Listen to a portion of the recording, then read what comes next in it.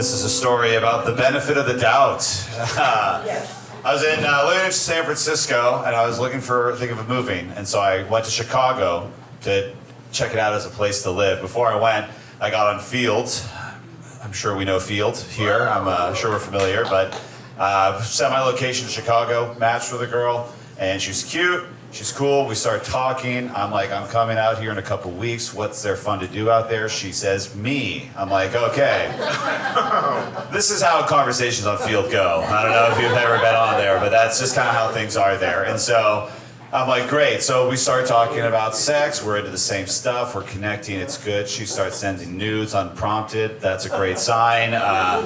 Also sends her iPhone memories screenshot unprompted, and it's all pictures of her blowing people and getting choked. So I'm like, okay, here we go, yes. And I'm like, part of me is like, cool, Chicago. And I'm going out there, I'm like, okay, great, this is, what are we gonna do? Are we just gonna meet? I got a comedy show out there. We can meet there and then do something else. And she's like, what do you want to do? I was like, well, Chicago's the home of like house music, right? So we could go to like a club. And she's like, absolutely, I know the perfect place. It's like the birthplace of house. We can go there, we can party, it'll be fun. Do you take drugs? And yeah, look at this fucking chain and mustache, guys, come on. I was like, yeah, what do you got? And she's like, well, I don't do cocaine anymore because I quit drinking. Good, okay, good sign, all right. And then just, you know that tinge of fear you get when someone names like 30 drugs and you're like, I thought I knew what I was talking about. The first couple ones I was like, yeah, ketamine, Molly, and then it was just like Tina, Roger, Sasquatch. I'm like, ugh. But she did name one 2CB. I don't know if you guys are familiar with 2CB. Fantastic, highly recommend. And I'm like, yeah, I'll take that.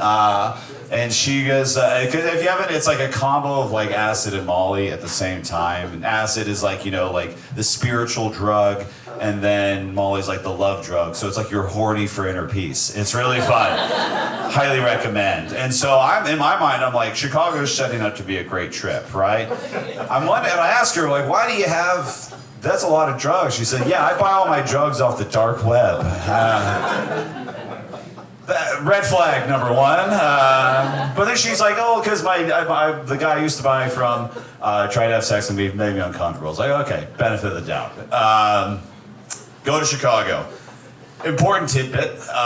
This is the day that Roe v. Wade gets overturned. And so I see that in the news, and I'm like, you know, we don't gotta do this. And she's like, yeah, how do you feel about going on a first date with like a radical feminist the day of abortion gets overturned? I'm like, we don't have to do this 100%, like write this off. She's like, no, I could really use a distraction. It's a tough day. I was like, okay, we'll do what we can.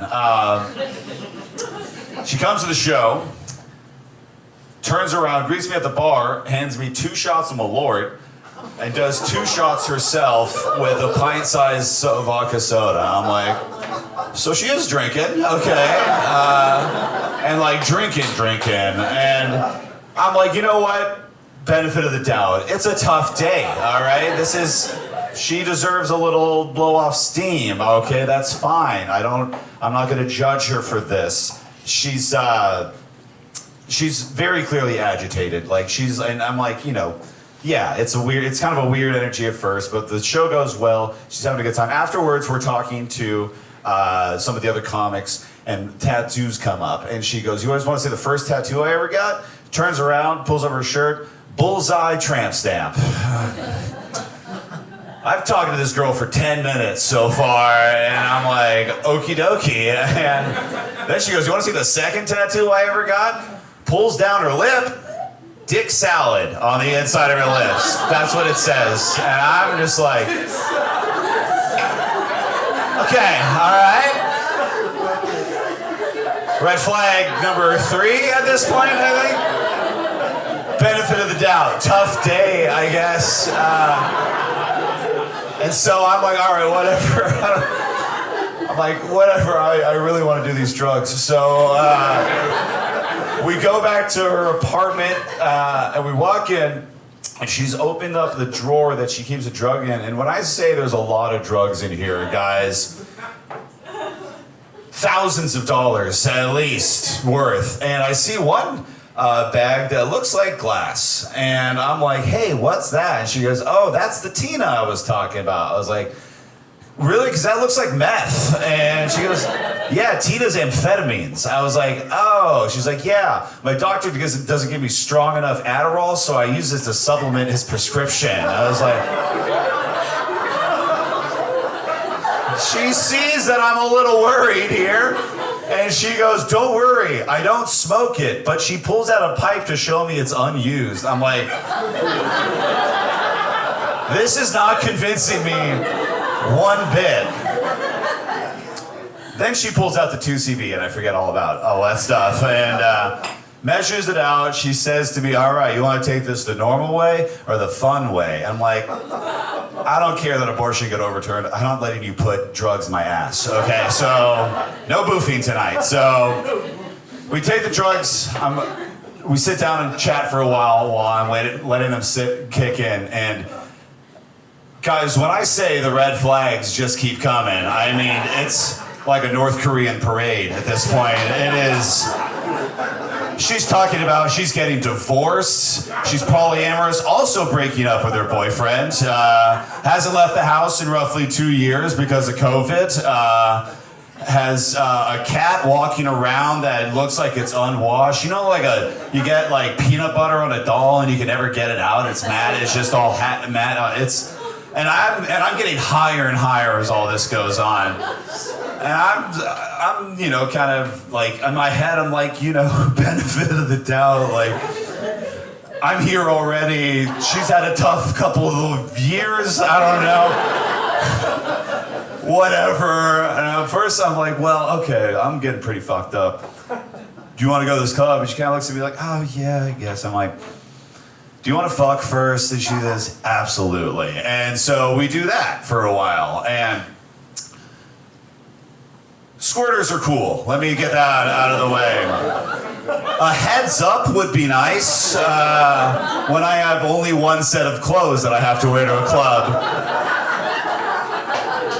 So, and also it occurs to me, this is some of the most aggressive sex I've ever had in my entire life. I realized at this point she was already on the amphetamines. She had 100% been taking them all day. That's why she was so agitated.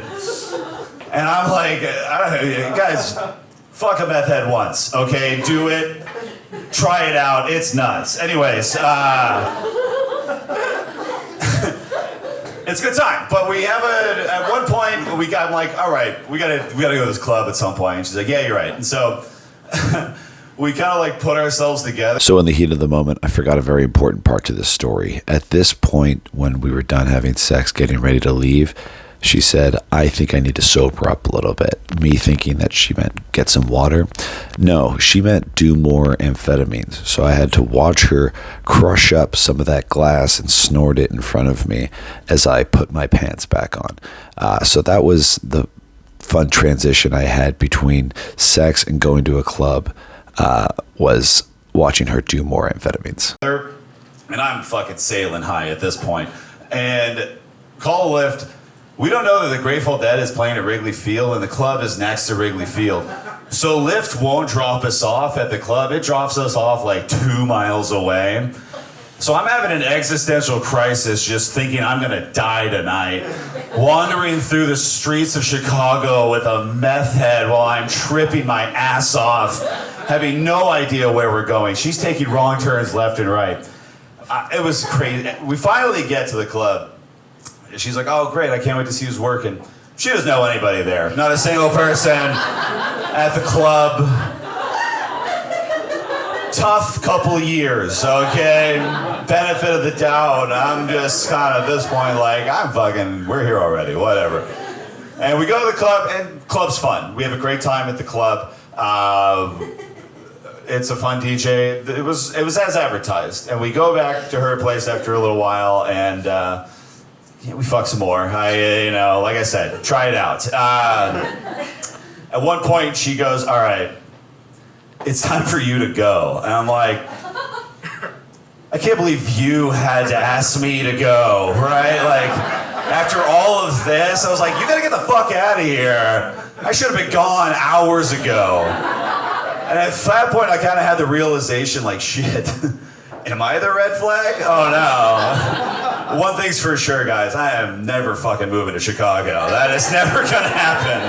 All right, thanks, guys.